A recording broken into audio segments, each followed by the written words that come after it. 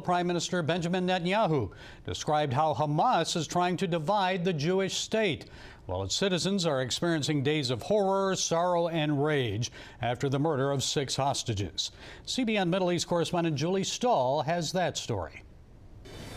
In a sometimes emotional press conference, Israeli Prime Minister Benjamin Netanyahu says he's willing to negotiate to free the hostages, but making concessions to Hamas is a non-starter. I'm willing to make a deal. I made one already, one that brought back 150 hostages, 117 alive, and I'm committed to return the remaining 101. I'll do everything I can to get them in. But leaving Philadelphia does not advance the release of the hostages. He says he was already willing to make a deal earlier this year, but Hamas refused. And now the only thing that's changed is Hamas murdering 6 more Israeli hostages. Now the world will seriously demand that Israel make concessions after this massacre? What message does this send to Hamas? I'll tell you what the message is. Murder more hostages, you'll get more concessions. That's not only illogical, it's not only immoral, it's downright insane. The IDF released footage showing the shaft leading to the tunnel where the bodies of the 6 hostages were found. It was through a children's play area with stuffed animals and cartoon characters on the wall. Thousands of Israeli protesters have taken to the streets, demanding a hostage deal. But Netanyahu says that's part of a Hamas plan to sow discord, citing a document found in an underground command post outlining the terror group's strategy. Push photos and videos of hostages, put it out in the media, because that creates enormous psychological pressure. Who's not affected by it? Second, increase psychological pressure on defense minister. Third, continue blaming Netanyahu. And fourth, claim ground operation will not release hostages. Jeff Balaban of the American Center for Law and Justice told CBN News, Israelis relate more like a family to one another, with all the emotion and bickering rather than a religion or a country. This family is in anguish since October 7th. It's deep, it's unresolved, and unresolved anguish turns to anger often. And angry people are easier to manipulate. But the vast majority, whether they like Bibi or not, whether they supported Netanyahu or not, understand that right now there must be unity, and they are behind this unity government. Israel's ambassador to the UN, Danny Danon, told CBN News, Israel must be strong to go forward. We live in a very tough neighborhood. We have to be strong. We have to project our strengths.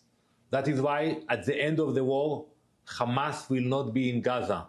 We will send a message to our enemies that we will fight back. We are determined to stay where we are and to build our beautiful nation. Danon says Israel and the U.S. have strong ties that will remain. The strength of the bond between Israel and the U.S. is based on values. That is why the bond will stay strong. We share the same values of freedom, democracy. We are fighting evil. The same forces that are fighting us today will fight the U.S. tomorrow. We thank the U.S. for standing with Israel, and we believe that with God's help, we will prevail. Julie Stahl, CBN News, Jerusalem. Danny Danon always calls it the way it is, Gordon. He says the enemy comes in to steal, kill, and destroy not only Jews, but Christians alike. Well, we're next on their target, and he's absolutely correct. Israel is in a very tough neighborhood with people that are bent on killing them. In the moments following October 7th, there was a very honest interview with one of the heads of Hamas on broadcast in Lebanon. And in that interview, he said, we're going to win, and the reason we're going to win is because Israelis love life. Now, when your enemy says that, they're trying to exploit what you hold dearest. And in Israel, if you save one life, it's as if you saved the entire world. That's why for decades they've been willing to trade prisoners, people who have been convicted of terror acts, in exchange for even one soldier. Because if you save one life, it's as if you've saved the entire world. On the other side, they're dedicated to being martyrs. They believe that if they die in the struggle, the jihad against Israel, that somehow or other they have instant access to heaven. They're absolutely wrong in that, but that's what they believe, and they're dedicated to it.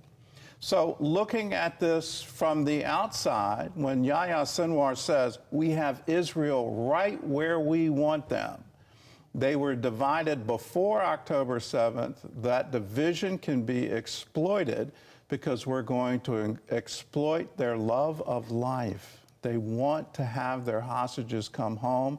And now they've adopted a tactic where if the IDF is even close, they are going to murder them right ahead of their release.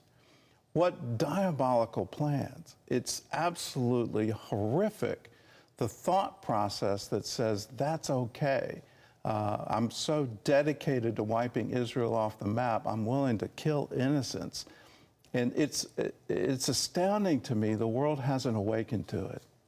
There shouldn't be any pressure on Israel at all. We should all be standing firm and strong. We want to see the elimination of Hamas so this thing never raises its head again. We saw the face of evil on October 7th. Today, let's face it head on and say no. Not on our watch. You don't get to advocate for the elimination of the Jewish people. Not going to happen anytime, anywhere. We are going to pursue you until you don't exist anymore. That should be our solemn pledge, and we need to stand